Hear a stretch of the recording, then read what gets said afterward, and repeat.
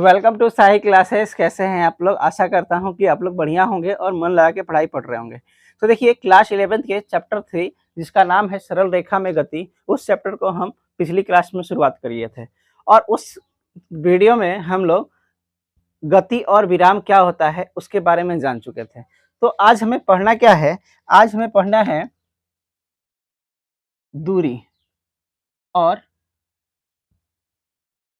दूरी और विस्थापन पढ़ना है। क्या चीज पढ़ना है?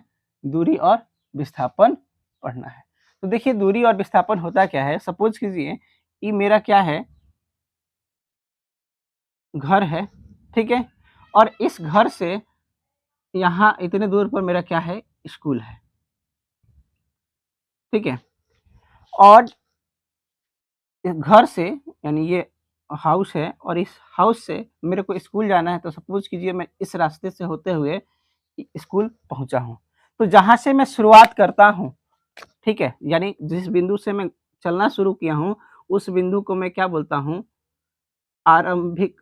उस बिंदु को मैं क्या बोलता हूं? प्रारंभिक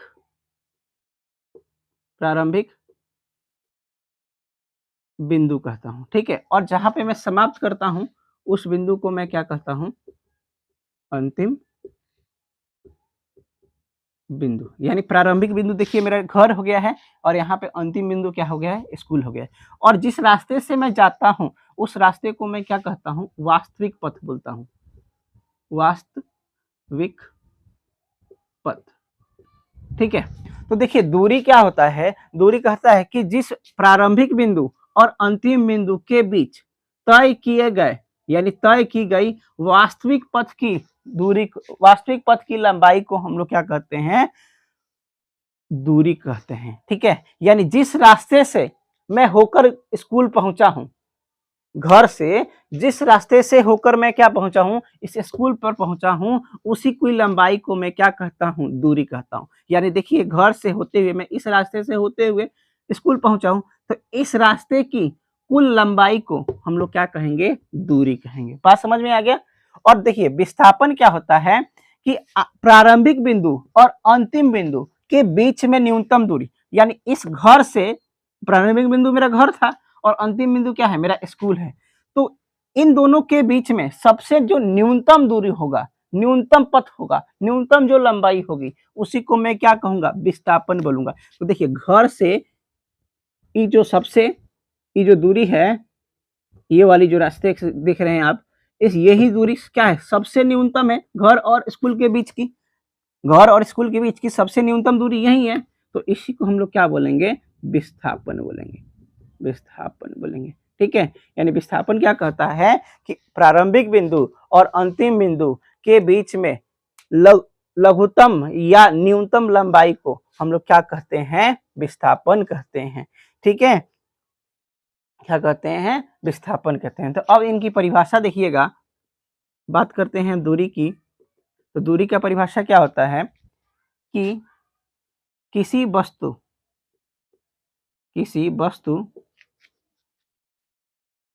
का प्रारंभिक किसी वस्तु का प्रारंभिक बिंदु से किसी वस्तु का प्रारंभिक बिंदु से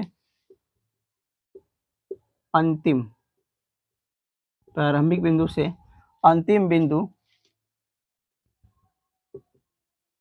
किसी वस्तु का प्रारंभिक बिंदु से अंतिम बिंदु तक तय अंतिम बिंदु तक तय किए गए वास्तविक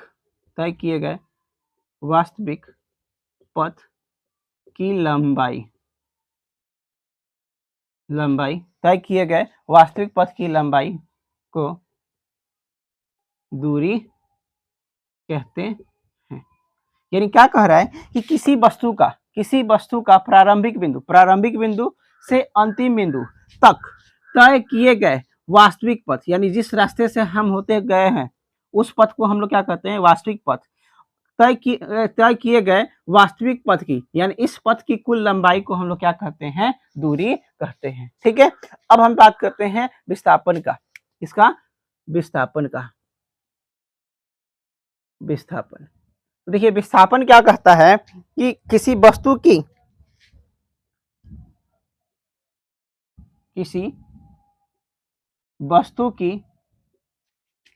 प्रारंभिक, किसी वस्तु की प्रारंभिक बिंदु से अंतिम, प्रारंभिक बिंदु से अंतिम बिंदु, प्रारंभिक बिंदु से अंतिम बिंदु के बीच की न्यूनतम, किसी वस्तु की प्रारंभिक बिंदु से अंतिम बिंदु के बीच की न्यूनतम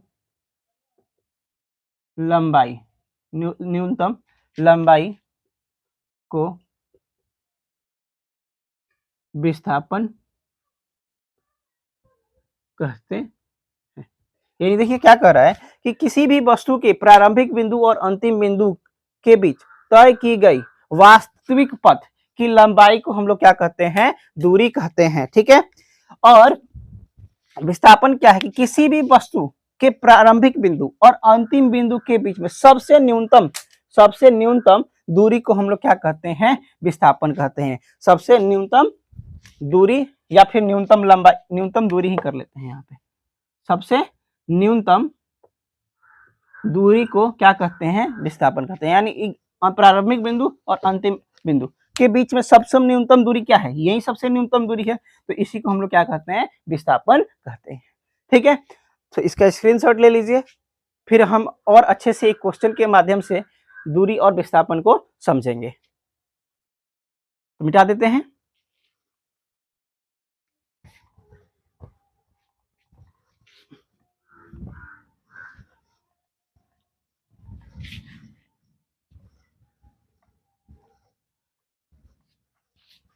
तो देखिएगा,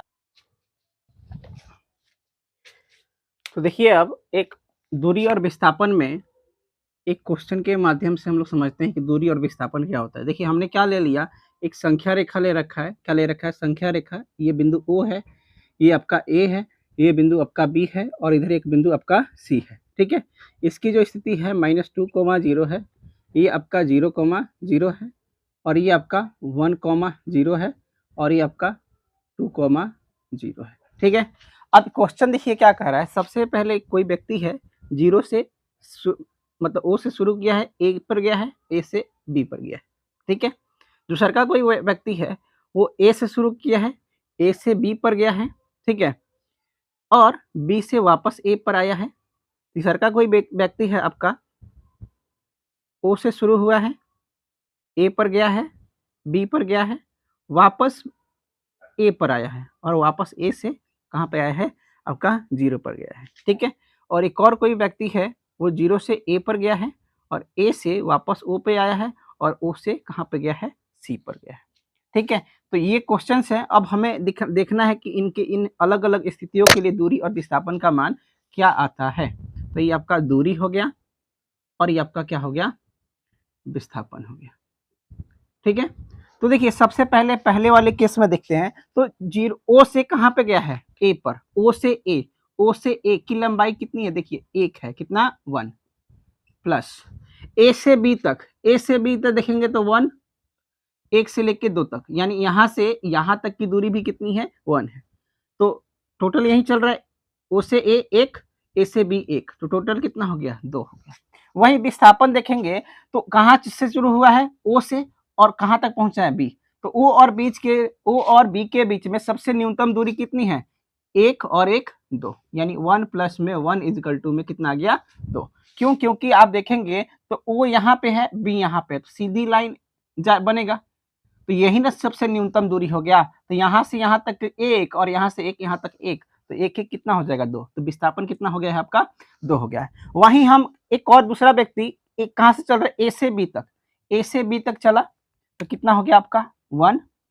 ठीक है, और वापस B से A आया तो प्लस में 1, 1 प्लस में 1 इज इक्वल टू में 2, ठीक है। लेकिन विस्थापन देखिए गया कहां से, ए से बी तक, ठीक है, ए से बी तक गया और वापस क्या आ गया, बी से ए तक आ गया, यानी माइनस का 1, तो 1 में से 1 जाएगा तो कितना आ जाएगा आपका 0 आ जाएगा, यानी यहाँ पे विस्थापन क्या हो जाएगा आपका 0। क्यों, क्योंकि चलना शुरू यहीं से किया है और वापस यहीं पे आ गया है, तो न्यूनतम दूरी कहाँ हो जाएगा, अंतिम बिंदु भी, आरंभिक बिंदु यही है और अंतिम बिंदु भी आपका यही है, तो फिर न्यूनतम दूरी कितना हो जाएगा, 0 हो जाएगा। अगला क्वेश्चन देखिएगा, तो कह रहा है क्या रहा है, ओ से कहां से जा रहे हैं, ओ से हम लोग जा रहे हैं, तो ओ से ए पर, ओ से ए पर एक कदम, ए से बी पर एक कदम, फिर बोल रहा है बी से एक पर 1 कदम और फिर ए से ओ पर एक कदम। देखिए सबसे पहले ओ से गया ए पर, ये ओ है आपका, क्या है, ओ से गया ए पर एक, ए से गया बी एक, फिर वापस आया बी से ए एक और वापस ए से आया ओ एक, तो टोटल कितना हो जाएगा 1 2 3 और 1 4, ठीक है।